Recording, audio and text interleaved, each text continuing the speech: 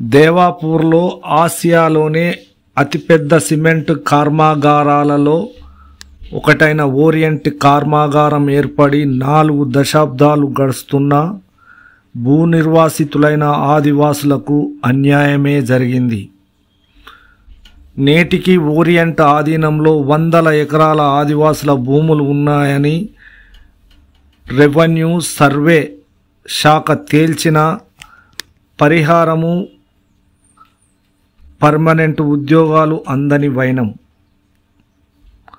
భూ నిర్వాసితులకు చట్ట ప్రకారం నష్టపరిహారం ఉద్యోగాలు ఇవ్వాలని కోర్టు తీర్పులు ఇచ్చినా పట్టించుకొని యాజమాన్యం ఏజెన్సీ ప్రాంతంలో నుండి సహజ సంపదతో కోట్ల లాభాలు గడిస్తున్న పరిసర ప్రాంతాల అభివృద్ధిని పట్టించుకొని ఓరియంట్ యాజమాన్యం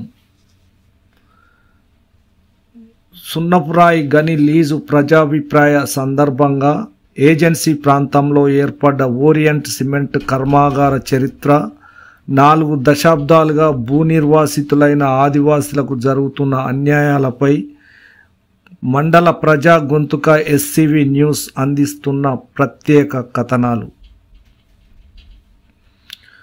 నైజాం ప్రభుత్వ హయాంలో దశాబ్దాలుగా చుట్టూ దట్టమైన అడవులు కొండల మధ్యలో ప్రకృతి ఒడిలో కాశీపేట మండలం దేవాపూర్ ఏజెన్సీ ప్రాంతంలోని గోండు నాయకపోడు తెగ గిరిజనులు నివసిస్తూ ఉండేవారు. సారవంతమైన నల్లరేగడి భూముల్లో వర్షాధార పంటలు పండిస్తూ అటవీ ఉత్పత్తులను మైదాన ప్రాంతాలకు తీసుకువెళ్ళి అమ్ముకొని జీవనం సాగిస్తుండేవారు. దేవాపూర్ గుట్టల్లో అపారమైన సున్నపురాయి నిల్వలు పుష్కలంగా ఉండేవి. ఈ సహజ వనరులను చూసి 1978 ప్రాంతంలో సున్నపురాయి ముడి సరుకుగా వాడుకొని సిమెంట్ ఉత్పత్తి చేసేందుకు బిర్లా యాజమాన్యం ముందుకు వచ్చింది. కేంద్ర రాష్ట్ర ప్రభుత్వాల నుండి అనుమతులు పొంది భూసేకరణ చేసి దేవాపూర్ ఏజెన్సీ గ్రామంలో 1981లో ఆసియాలోనే అతిపెద్ద సిమెంటు కర్మాగారం నిర్మించి ఉత్పత్తిని ప్రారంభించింది. ఓరియంట్ యాజమాన్యం పరిశ్రమ ఏర్పాటుకు ముందు ఈ ప్రాంతంలోని నిరుద్యోగులకు ఉపాధితో పాటు గిరిజన గూడాలను అభివృద్ధి పథంలోకి తీసుకువస్తామని ప్రభుత్వంతో ఒప్పందం చేసుకుని సిమెంట్ పరిశ్రమను ఏర్పాటు చేశారు. యాజమాన్యం ఉత్పత్తి ప్రారంభించి 4 దశాబ్దాలు గడుస్తున్నా కోట్లాది రూపాయల లాభాలు ఆర్జిస్తున్నా తాను ప్రభుత్వంతో చేసుకున్న ఒప్పందాలను అమలు చేయలేదు. భూ నిర్వాసితుల హక్కులు, పరిసర గ్రామాల అభివృద్ధి, నిరుద్యోగుల ఉపాధి విస్మరించింది. లాభార్జనే ధ్యేయంగా ఈ ప్రాంతంలోని నాణ్యమైన సున్నపురాయి ముడి సరుకును క్లింకర్గా మార్చి ఇతర రాష్ట్రాలలో పరిశ్రమలకు తరలించి ప్రతి ఏటా వేలాది కోట్ల లాభాలను ఆర్జిస్తున్నది. అందులో 1% కూడా తమ గ్రామాల అభివృద్ధికి ఖర్చు చేయడం లేదని స్థానికులు తీవ్ర నిరాశ నిస్పృహలకు గురవుతున్నారు. దీంతో సిమెంటు పరిశ్రమ ఏర్పాటు వల్ల తమ ప్రాంత అభివృద్ధి పథంలోకి వచ్చి తమకు ఉపాధి లభిస్తుందని గిరిజనుల నిరుద్యోగుల ఆశలు అడియాశలయ్యాయి. గత 4 దశాబ్దాలుగా దేవాపూర్ పరిసర గ్రామాల అభివృద్ధి, నిరుద్యోగులకు ఉపాధి ఎక్కడ వేసిన గొంగలి అక్కడే అన్న చందంగా తయారైంది. పరిసర ప్రాంత గిరిజనుల అభివృద్ధి కాదు కదా, సిమెంటు పరిశ్రమ ఉన్న దేవాపూర్ గ్రామ అభివృద్ధిని కూడా పట్టించుకోవడం లేదని స్థానికులు తీవ్ర అసంతృప్తిలో ఉన్నారు. కర్మాగార నిర్మాణంలో భూములు పోయిన గిరిజన రైతులకు నష్టపరిహారం, ఉద్యోగాలు నేటికీ అందలేదు. సిమెంటు పరిశ్రమ ద్వారా వెదజల్లే కాలుష్యంతో పరిసర గిరిజన గ్రామాలలో సారవంతమైన నల్లరేగడి భూములు, నిస్సారమైన పంటలు పండక కరువు కాటకాలతో తల్లడిల్లుతున్నారు.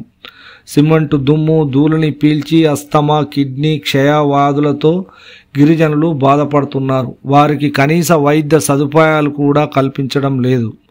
సిమెంటు పరిశ్రమలో గుత్తేదారుల ద్వారా వేలాది మంది ఉత్తరాది రాష్ట్రాలకు చెందిన కూలీలకు ఉపాధి కల్పిస్తూ స్థానిక నిరుద్యోగ యువతను పట్టించుకోవడం లేదు.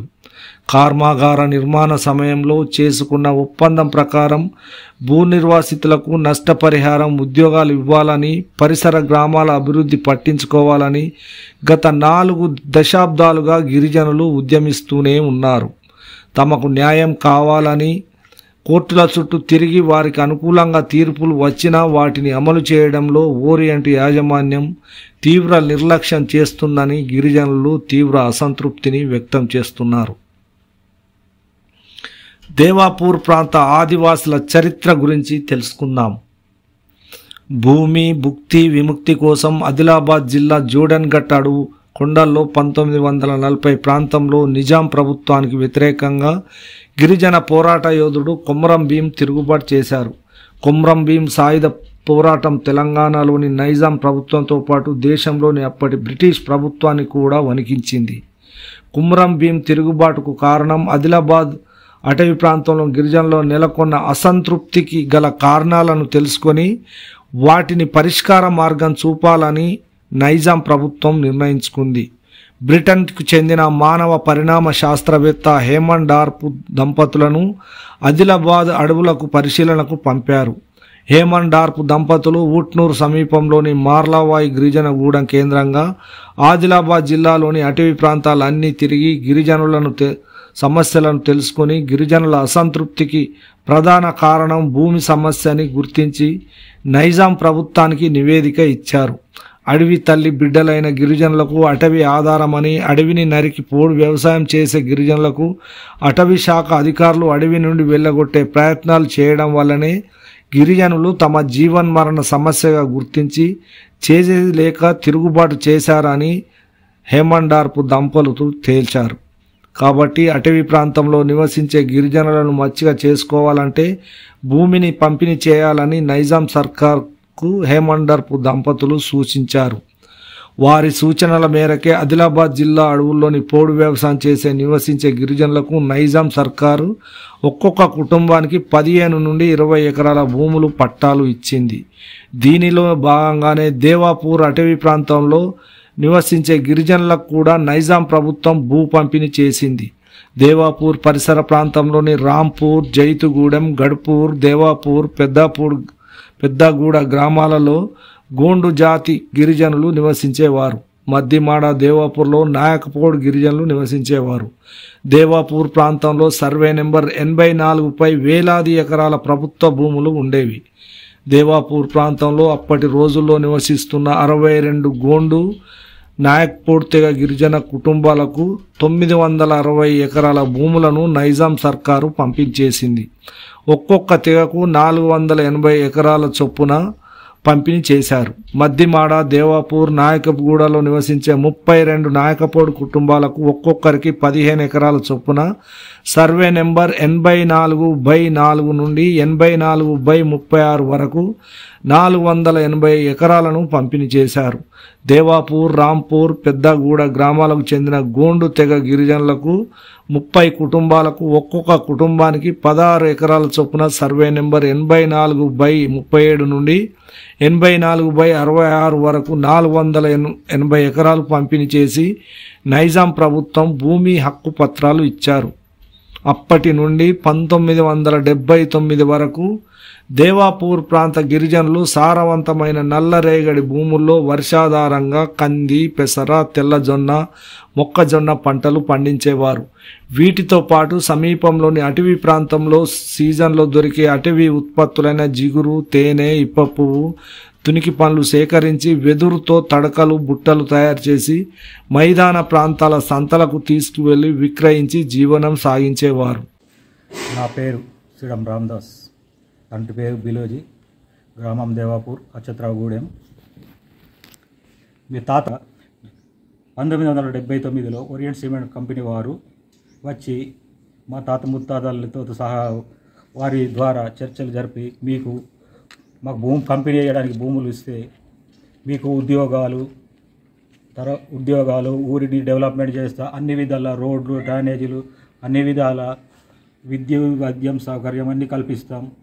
గ్రామాలను దత్తత తీసుకొని చాలా అభివృద్ధి చేస్తాం. ప్రతి ఇంటికి ఉద్యోగం ఇస్తామని అప్పుడు మా పెద్ద మనుషులతోటి ఒప్పందాలు చేసుకొని భూమి తీసుకొని 1979లో అంకురార్పణ చేసి 1980లో ప్లాంటు నిర్మించి 1982లో మొదటో ప్లాంటు స్టార్ట్ చేసి అంచెలంచెలుగా ఎదుగుతూ బాగా మంచి లాభాల బాటతో మంచి వాతావరణం, ప్రశాంతమైన వాతావరణం, మంచి లాభాలతో నడవడంతో దానికి మళ్ళా రెండో ప్లాంట్ నిర్మాణం చేసి దాన్ని అది ప్రారంభమైన తర్వాత మళ్ళీ మూడో ప్లాంట్ కోసం మళ్ళీ భూమి విస్తరణ కోసం విస్తరణ చేసి మళ్ళీ మూడో ప్లాంట్కు పబ్లిక్ హీరింగ్ పెట్టి దానిలో కూడా మాకు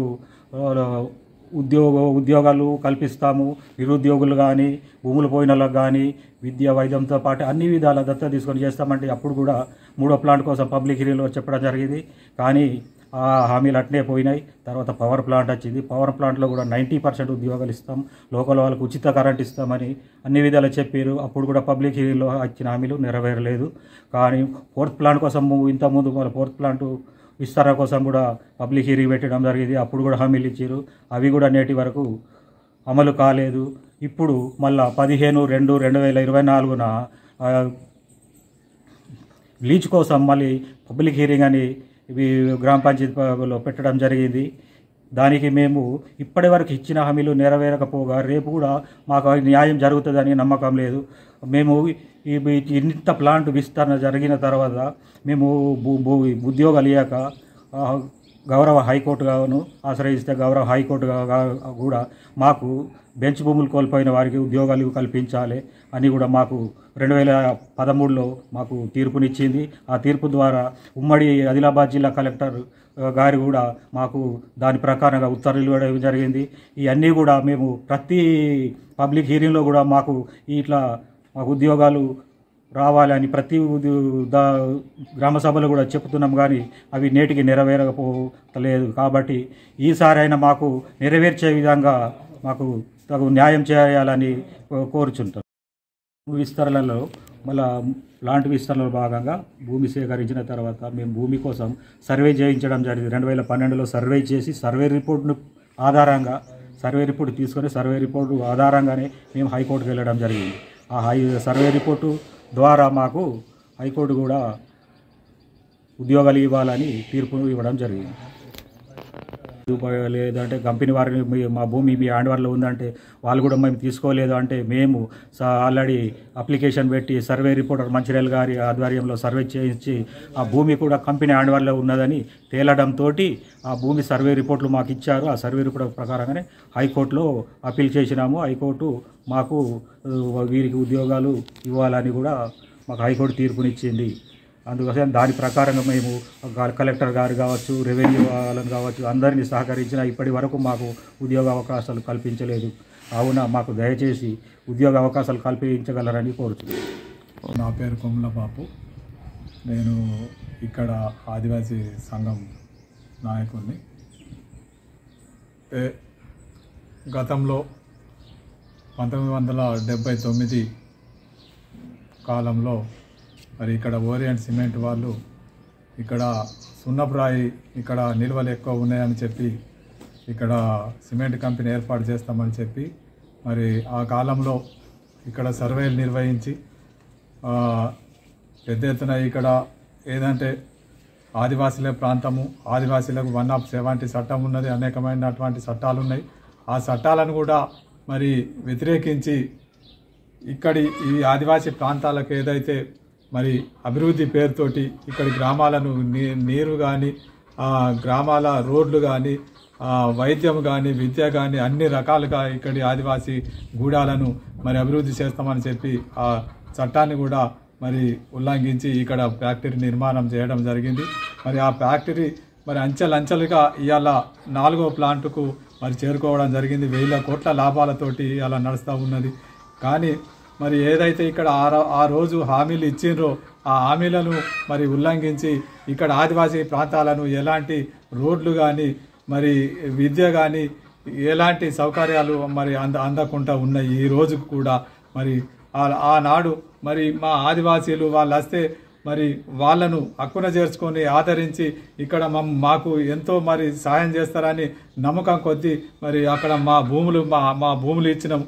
ఆ కంపెనీకి మా భూములు ఇచ్చినాము. ఆ భూములు ఇచ్చిన తర్వాత మరి మమ్మలను విస్మరించి మాకు ఉద్యోగాలు ఇవ్వకుండా మరి కంపెనీ మరి నయవంచన చేస్తూ ఉన్నది. ఇవాళ మరి ఈ నెల రేపు మరి 15వ తారీఖున ప్రజాభిప్రాయ సేకరణ మళ్ళా చేస్తామని మరి ఆ ఏదైతే అడవి ఉన్నదో అడవిని మళ్ళీ ఇంకా విస్తరణ చేసి మరి ఆ ఖనిజాలన్నీ సున్నపురాయిని కూడా మరి తీసుకోవడానికి అనుమతి కావాలని మళ్ళీ పెట్టుకోవడం జరిగింది. మరి ఆ రోజు నుంచి ఈ రోజు వరకు మరి వాళ్ళు ఇచ్చిన హామీలు నెరవేర్చలేదు కాబట్టి మరి మాకు ఆ పనులు ఏవైతే ఉన్నారో ఆ రోజు మాటలు ఇచ్చిండ్రో, ఆ వాగ్దానాలు చేసిండ్రో, ఆ వాగ్దానాలను నెరవేర్చే వరకు, ఆ అభివృద్ధి మాకు జరిగే వరకు మరి దాన్ని మరి ఆపాలని మేము కోరుకుంటున్నాం. ఎందుకంటే మా ఖనిజాలు పోతున్నాయి, మా అడవి పోతుంది, మా నీరు పోతుంది. మరి కాబట్టి మాకు ఈరోజు లాభాలల్లా మరి ఉండి కంపెనీ మూసేసుకొని పోతే మా పరిస్థితి ఏంటిది? ఇవాళ అన్ని రకాలుగా మేము ఇక్కడ భూములు కోల్పోతూ ఉన్నాం. దుమ్ము ధూళితోటి మా పంటలు సర్వనాశనం అవుతూ ఉన్నాయి. మా పశు సంపద మరి ఆ దుమ్ము ధూళి గడ్డి తిని ఆ పశు సంపద కూడా మరి కనుమరుగైపోతూ ఉన్నాయి. మరి కాబట్టి మరి కంపెనీ వాళ్ళు కానీ మరి ఇక్కడ జిల్లాలో కలెక్టర్ కానీ అధికారులు కానీ ఆలోచించి ఆ ఆదివాసులకు న్యాయం జరిగేటట్టు చేయాలని.